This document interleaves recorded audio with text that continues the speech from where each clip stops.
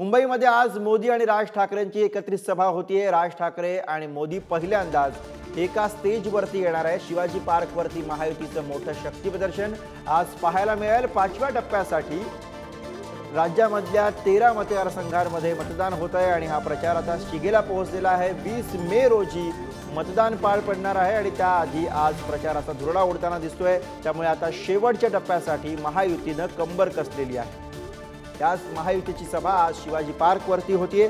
पहिल्यांदाच राज ठाकरे आणि पंतप्रधान मोदी आपल्याला एकाच मंचावरती बघायला मिळणार आहे। शिवाजी पार्कवरती राज ठाकरे आणि नरेंद्र मोदी आज एकत्रितपणे येणार आहेत।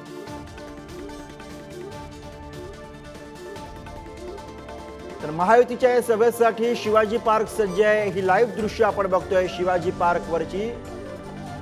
शिवाजी पार्कमध्ये आज महायुतीची सभा होते आणि त्यासाठी करण्यात आलेली ही तयारी। पंतप्रधान नरेंद्र मोदी आज शिवाजी पार्कमध्ये येणार आहेत आणि त्यापूर्वीची आत्ताची ही ताजी दृश्य आपण बघतोय। तयारी झालेली आहे, शिवाजी पार्क सज्ज आहे या सभेसाठी। पहिल्यांदाच नरेंद्र मोदी आणि राज ठाकरे या निमित्तानं आपल्याला एकाच मंचावरती बघायला मिळणार आहेत आणि ते सुद्धा मुंबईत शिवाजी पार्कमध्ये।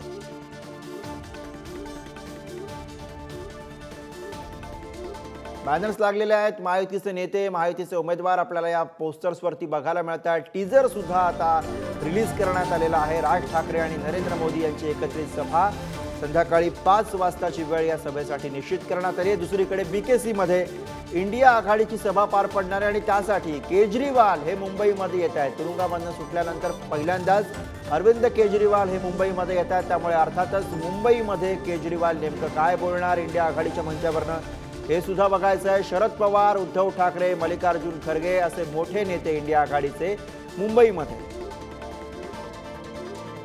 आणि याच विषयी अधिक बोलूया। विक्रांत शिंदे सध्या आपल्या सोबत आहेत। विक्रांत, 2 मोठ्या सभा आज मुंबईमध्ये होत आहेत। अर्थात त्याकडे लक्ष असणार आहे। एक सभा शिवाजी पार्कमध्ये, दुसरी सभा बीकेसी मध्ये।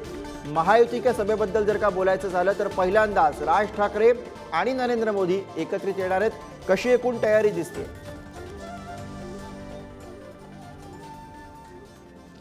जसं तुम्ही म्हणालात, राज ठाकरे आणि नरेंद्र मोदी यांची ही पहिली एकत्रित जाहीर सभा असणार आहे। त्यामुळे या अनुषंगाने या सभेला अधिक महत्त्व प्राप्त झाले। लोकसभा निवडणुकीच्या तोंडावर ही सभा पार पडते। खरं तर शिवाजी पार्क म्हणजे ऐतिहासिक मैदान, छत्रपती शिवाजी महाराज पार्क, शिवतीर्थ म्हणजे ऐतिहासिक मैदान यासाठी आपण म्हणत असतो, कारण इथून बाळासाहेब ठाकरे यांच्या माध्यमातून असेल किंवा राज ठाकरे यांच्या माध्यमातून असेल, मराठीचा आवाज जो आहे तो मोठा झाला। हिंदुत्वाचा आवाज हा संपूर्ण महाराष्ट्रभर पोहोचला, तोही याच मैदानातून। आणि याच मैदानावर आता पंतप्रधान नरेंद्र मोदी आणि मनसे अध्यक्ष राज ठाकरे यांची एकत्रित सभा आज संध्याकाळी पार पडते। तयारीविषयी बोलायचं झालं तर मंचावरचे दृश्य आपण बघू शकतोय। मंचावरची तयारी जवळपास पूर्ण झालेली आहे।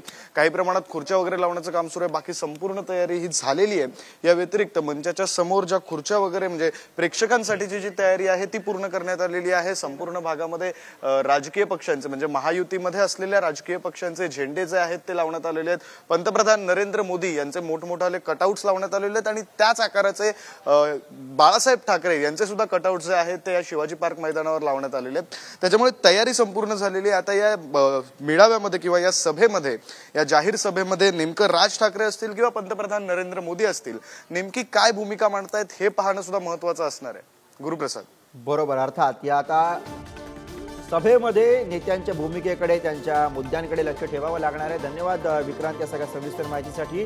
तर जशी सभा ही महायुतीची शिवाजी पार्कमध्ये आज पार पडते, तशीच सभा इंडिया आघाडीची बीकेसी मध्ये होणार आहे। त्यासाठी बडे नेते इंडिया आघाडीमधले आज मुंबईमध्ये येत आहेत। तिकडे जाऊया थेट।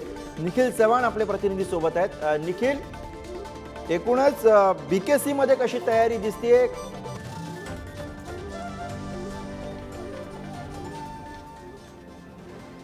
गुरुप्रसाद, आज 2 महत्वाच्या सभा आहेत, त्या म्हणजे एक महायुतीची आणि दुसरी महाविकास आघाडीची।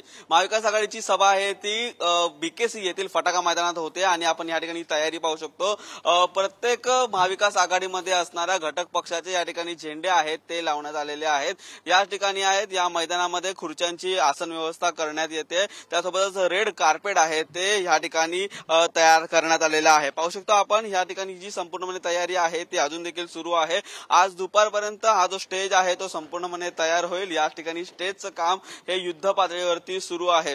त्या तुलनेत म्हणायचं झालं तर ही जी तयारी आहे ती थोडीफार कमी प्रमाणात पाहायला पडते, परंतु या ठिकाणी जी परवानगी असेल आणि त्यानंतर जी व्यवस्था असेल ती करण्यासाठी आता वेग आलेले आहेत। अनेक खुर्च्या आहेत, हजारोंच्या संख्येने खुर्च्या या ठिकाणी आणून ठेवल्या आलेल्या आहेत। तर आजच्या या सभेला प्रमुख म्हणजे चार नेते आपल्याला पाहायला मिळणार आहेत। उद्धव ठाकरे असतील, शरद पवार असतील, मल्लिकार्जुन खरगे असतील आणि त्यासोबतच मुख्य म्हणजे अरविंद केजरीवाल हे देखील या सभेसाठी उपस्थित असणार आहेत। अरविंद केजरीवाल आज या मैदानावरतून एकच केंद्रावरती काय निशाणा करतात हे देखील पाहणं महत्त्वाचं ठरणार आहे, कारण 2 दिवसापूर्वीच नरेंद्र मोदी यांची कल्याणमध्ये सभा पार पडली आणि त्यानंतर आजची जी सभा आहे ती दादर येथे देखील आयोजित करण्यात आलेली आहे। त्यामुळे दोन्ही सभा, दोन्ही विरोधातले या ठिकाणी पक्ष आहेत, या आघाडी आहेत, युती आहेत, हे आता या मैदानावरून नक्की कशा प्रकारे एकमेकांवरती टीकास्त्र करतायत किंवा या बीकेसीच्या मैदानातून